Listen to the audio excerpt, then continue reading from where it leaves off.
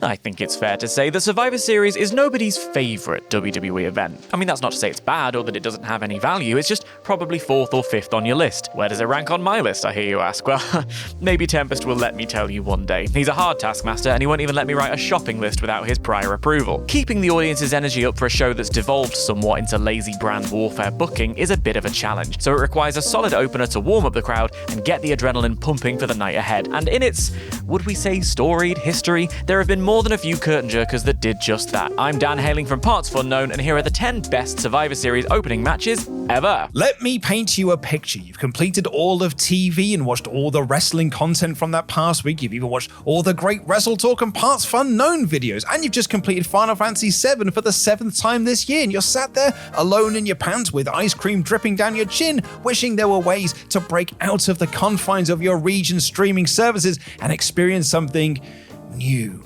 Well, if that sounds like me, you, then have I got the solution for you. And we call this fine vessel Surfshark VPN. Surfshark VPN is an online tool that allows you to surf the web without the constant fear of someone repo manning your personal data right from under your nose. With Surfshark VPN, you can seamlessly encrypt your online data, allowing you to safely and securely do your online banking while connected to a potentially insecure public Wi-Fi. Surfshark also keeps your browser history and location locked away from websites who may want to use that data. Not only that, but you can also share potentially sensitive files without the worry of them being compromised or stolen against your will. And of course, Surfshark VPN also allows you to connect to 3,200 servers in over 100 countries across the world, so that you can only dream of visiting in real life. So no more bored Saturday nights, instead just sit back and relax and enjoy all the Hulu Plus and HBO Max you want safely from the comfort of your own home. And better yet, if you're one of our American viewers, or heaven forbid, a Canadian viewer, you can access the original, proper, and good version of the WWE Network, even if they have made the interface rubbish now. What were you thinking? Look how bad this is! If all of that sounds good to you, then take a look down below in the video description, get an exclusive Surfshark Black Friday deal, enter the promo code JamThatJam to get up to 6 additional months free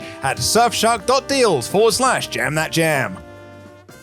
Number 10. Dolph Ziggler vs. John Morrison, 2011. It's an interesting one to start our list off, as it was a match that nobody in Madison Square Garden actually wanted to see. But what makes this match so great in my book is how Ziggler and Morrison are able to not only power through and put on a decent match, but actually get the crowd back on side. I mean, you've got an acrobat and a bump machine in there, it's gonna be an entertaining show. There's a reverse T-bone suplex that makes my groin go a bit tingly. And credit to Vicky Guerrero on the outside, closing her ears to the chants of "We Want Ryder" and screaming her head off, somehow managing to be louder than 16,000 New Yorkers screaming for Long Island Iced Tea. The art of the wrestling manager is one I wish they would dedicate an entire wing of the Performance Center to. As the match draws to a close, the crowd can't help pausing from their Ryder chants to ooh and ah. Managing to win over a hostile crowd is a mark of the excellence of these performers and an example of the many occasions WWE have managed to book an excellent match in spite of themselves. Speaking of, number 9, the Body Donners vs. the Underdogs, 1995. Something you're going to hear about a lot from me on this list is pacing. It's a delicate thing for a match to do. If it takes too long to get going, your match can feel awkward and disjointed. If you go too long, your drama can build and the audience rise with it, only to deflate like a sad balloon. And the very nature of a multi-man elimination match that became the Survivor Series staple means that going long is exactly what most of these opening matches do. But these teams manage to definitely avoid that potential landmine, even if they don't manage to avoid deeply unfortunate haircuts. The tags are quick and they each make the most of their time in the ring with exciting moves and high-speed action that brings out that kind of high-pitched pop from the crowd that feels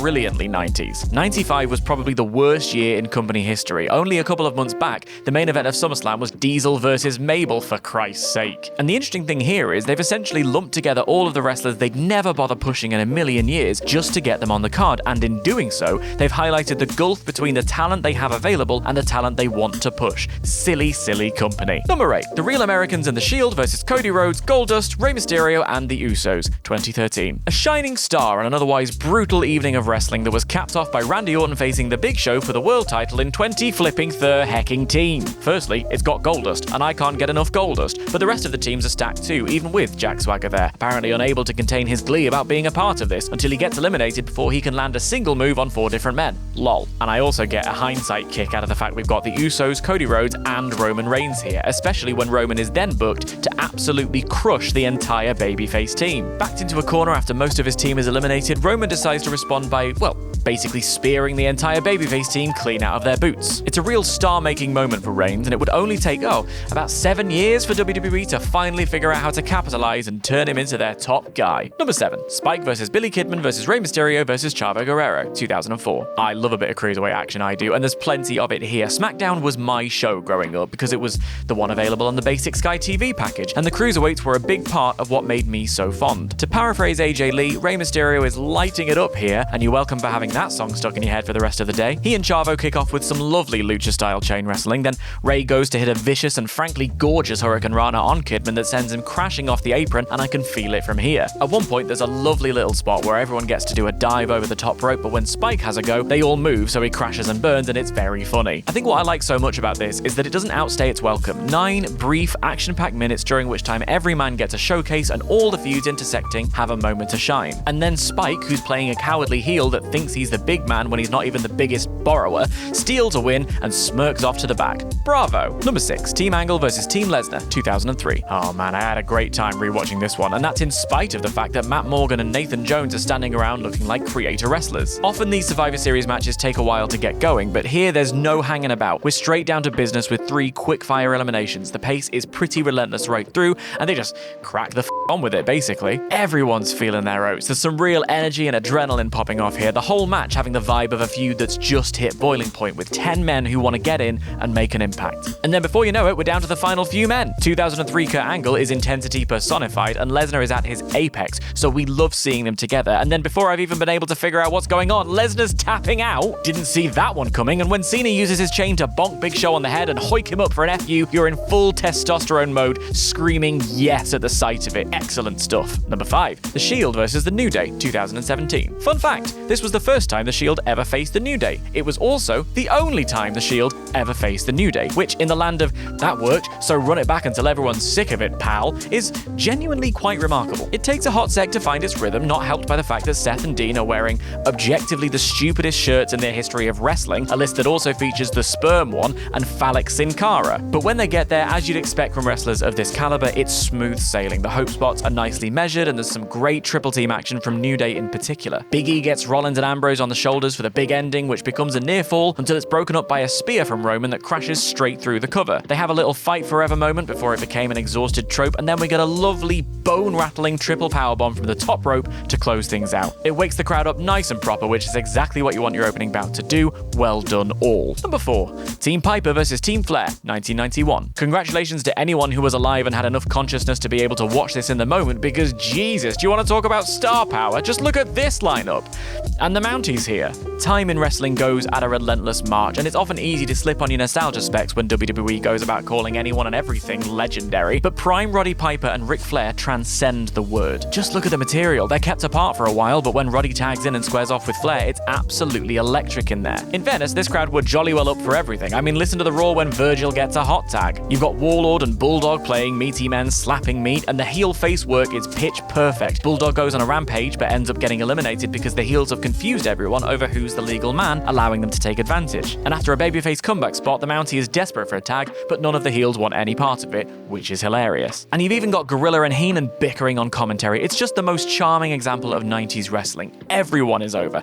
And also the Mountie is here. Number 3, Bubba Ray Dudley, Spike, and Jeff Hardy versus 3-Minute Warning, 2002. Now then, this is so high on the list because it holds such a soft spot in my heart. It's probably one of the matches I've watched the most times ever, because in the olden days, I had the Survivor Series 2002 DVD, and I watched it on loop. And that's because it's a goat of a show, from the card to the pacing, right down to the theme song. Shout out to Saliva, always still slaps. But even aside from that, this match stands out in its own right. First of all, seeing a Dudley and a Hardy team up in a tables match at Madison Square Garden was a delightful novelty. But on the other side, you've got 3-Minute Warning, who were just brilliant. They'd batter you into a million pieces with their size and power, but good heavens they could move. And it's an excellent plunder match with tables splintering all over the place, Spike getting face planted through one, which is brutal and great, and it features possibly the best looking and most clean swanton high spot Jeff Hardy's ever done. And then to cap it off, we get a nice, heartwarming Dudley's reunion after they've been separated through the original brand split. What's not to love? Number 2, Women's War Games 2022. Look here, WWE didn't do a fantastic fantastic job of booking their women's division in the autumn of 2022, the never-ending tale of Damage Control failing to take out Bianca and friends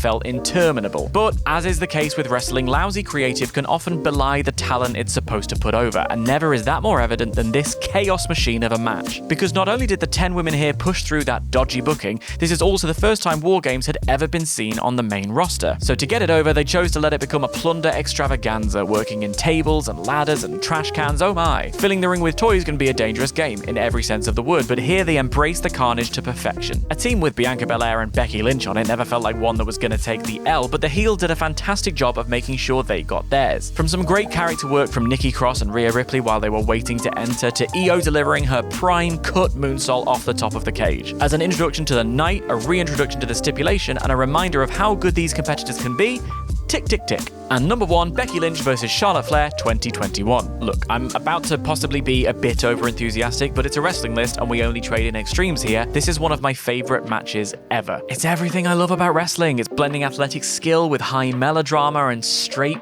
viciousness. On a parasocial level, I want everything to be rainbows and sunshines between these two, so the way it manages to play on that reported real-life conflict between two former best friends only adds to the drama, the pain, and the fury. They channel it so brilliantly into a clash for the ages. And they go with the whole thing where they know each other so well. They're able to not only anticipate each other's moveset, as when Becky reverses a natural selection into a disarm her, they're also able to adapt their own moves on the fly to each other's evasions, as when Charlotte nearly spears Becky out of her fabulous red boots. The pace here never dips below 90%, and they only ever give you seconds to breathe before they go right back to smashing the teeth out of each other. And the finish is such a smart piece of business that manages to give one of them the victory while showing in the exact same beat that they're actually the perfect match for each other. It has this feeling of destined to do it forever, and one day I want them to main event WrestleMania against each other and then have the biggest hug in the world so I can get caught in the crowd crying my eyes out and become a meme. And that's our list. With 36 years to run through, there's plenty of competition out there, so why don't you let us know your faves that deserve a mention in the comments. Give us a like and subscribe, and check out more of our fabulous content. Why don't you start here?